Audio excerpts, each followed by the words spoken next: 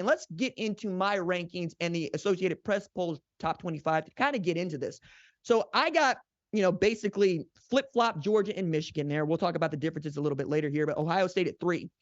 And then I see that they have Ohio State at 3, the AP. But you're looking at this, I got Florida State at 4. They got Florida State at 4. I got Washington at 5. They got Washington at 5.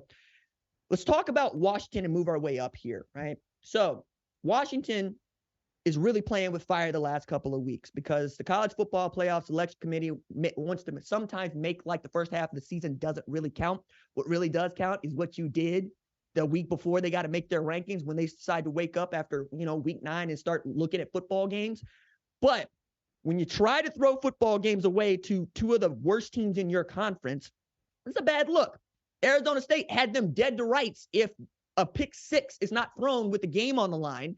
And then Stanford basically had the game won if only my man could catch a pass. They got great play call, but you're playing with fire here. But those, national championship teams tend to win those sorts of games. And Washington is 8-0 for the first time since 2016, which is also the last time that Washington made the college football playoff. But you don't feel real great about Washington being the prize of the Pac-12 conference. Now, Arizona State and Stanford, and for that matter, Arizona and Cal, have all been pretty doggone good. Like the bottom of the Pac-12 is better than anybody else's conference.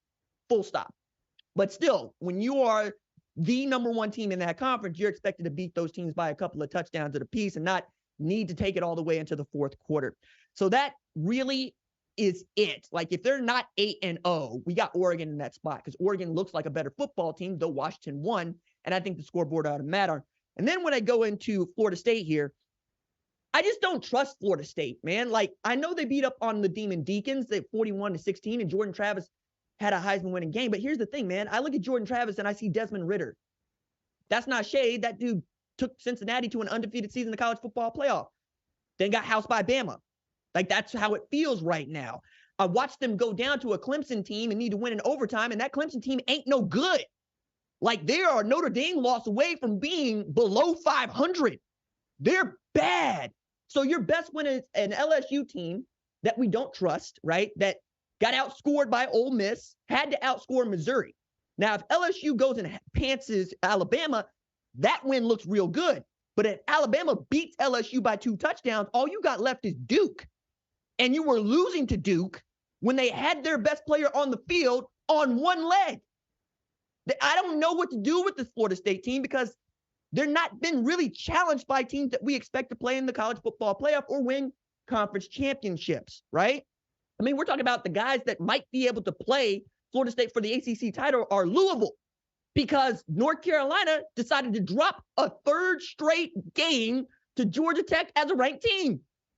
Like, that's where we're at right now. Like, Florida State probably going to walk into the college football playoff because they happen to have a schedule that doesn't challenge them, and they did this in 2014 and then got beat to hell by Oregon in the college football playoff. It's really difficult to see them as anything other than the number 4 team that's got to fill out the college football playoff, as opposed to a team that can win a national championship. Now, Texas Christian was able to beat Michigan in the college football playoff. You know what that led to? The worst bowl loss in history in the national title game. We would really like to see a competitive national title. That's what I'm saying, right? So, if anything, I'm probably saying the top 3 teams here, that'd be Ohio State, Michigan, Georgia, don't lose to Florida State and or make this into a game that doesn't matter anymore. But I'm looking at Ohio State there at number 3. And they have an argument to be the number 1 team in the country. The reason they have the argument to be the number 1 team in the country is they have a ranked win against a really good Notre Dame team, right, that beat USC but also lost to Louisville, right, and beat Duke. Then I'm looking at an Ohio State team that beat Penn State, right? And Penn State's a 1-loss team. Now, Penn State tried to throw the game against Indiana, and then Drew Aller said, let me go deep. And they went deep, changed the complexion of the game, and won it late. But those 2 ranked wins are twice the amount of ranked wins as, well, Georgia. Georgia's ranked win is Kentucky. That's it. Now, Georgia will probably be the number 1 team in the country in the AP, not just this week, but next week if they continue to do what they're doing. They got Missouri coming up this Saturday. But what they did was take the tool out and then go beat Florida to death with it without their best player. Like, They put a 20-point spread up on a Florida team that beat Tennessee. Put 43 points up on a Florida team that beat Tennessee without their best player. Like, that's the argument. The argument is, this is how good we are. We are the two-time defending national champs. We've won 25 in a row, and we are looking to become the first team in modern history to win 3 national championships in a row. I think that the committee's probably going to give them the benefit of the doubt. But this also kind of brings me back around to, is there anybody that could make their way into this top 4 that isn't here already? Yes, Oregon could do that because they're playing great football. 35-6 against a Utah team that, well, they hadn't gone into Salt Lake City and won since 2016. They hadn't held a team without a TD, a ranked team without a TD, since 2012. I mean, we're talking about an Oregon team that really could end up playing Washington or maybe someone else, depending on what Washington does against SC on Saturday, in the Pac-12 championship game. And then Texas is apparently everybody's darling again. Like, here's the problem I got with Texas, okay? You beat Texas, it seems to matter quite a bit to everybody else, right? Now, Oklahoma, Texas, that's a rivalry game. We hate Texas. Like, that's just what it is. They hate us back.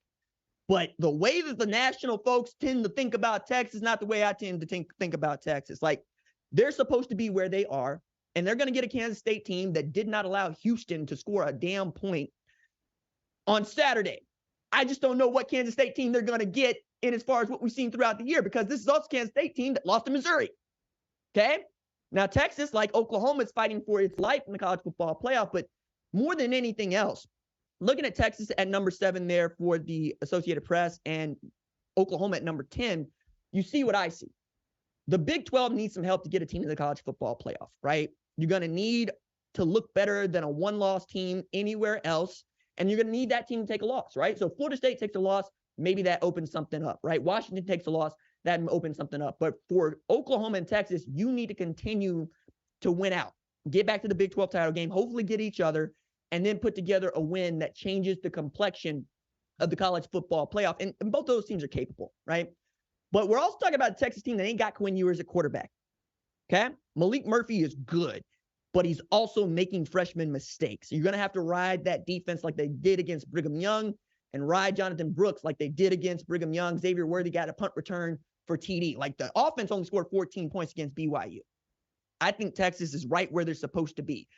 Alabama, on the other hand, yeah, they could get there because they beat LSU. They are probably going to play in the SEC championship game. And there's nothing about this Alabama team that tells me they can't beat Georgia in an SEC title game, which means we could also end up with 2 SEC teams in the college football playoff again, along with whomever comes out of Ohio State, Michigan, because the Big Ten West is it's a dumpster fire. Like, Iowa's still sitting atop that thing, and because Wisconsin lost to Ohio State. So it feels like the Big Ten West is just going to put up a sacrificial lamb for the last time, while Penn State just has to fold their arms and let this happen because they lost to Ohio State already. We'll see what they do against Michigan. Maybe that changes something up.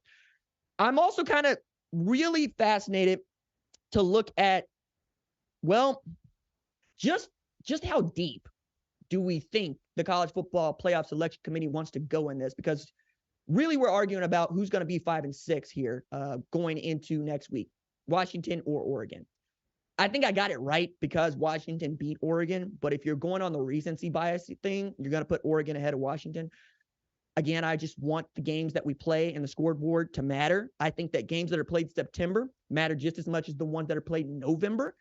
Most people tend to think that teams get better along the way. Yeah, cool. But somebody came out firing and somebody did not. I would like to reward the people that come out with a fast car to start the season and not penalize them because somebody else got their car a little bit better as the season goes on, right? Same thing with the football teams, man. I need it to matter that Washington beat Oregon, okay?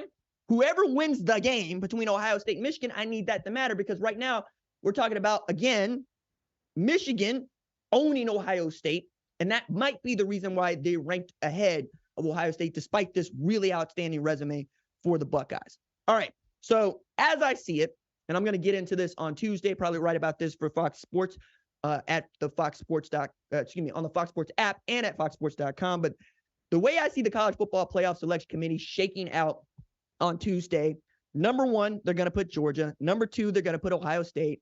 Number 3, they're going to put Florida State. And number 4, they're going to put Michigan. If you like what you've seen, consider subscribing to the #1 college football show on YouTube, the Fox Sports app, or wherever you get your podcast.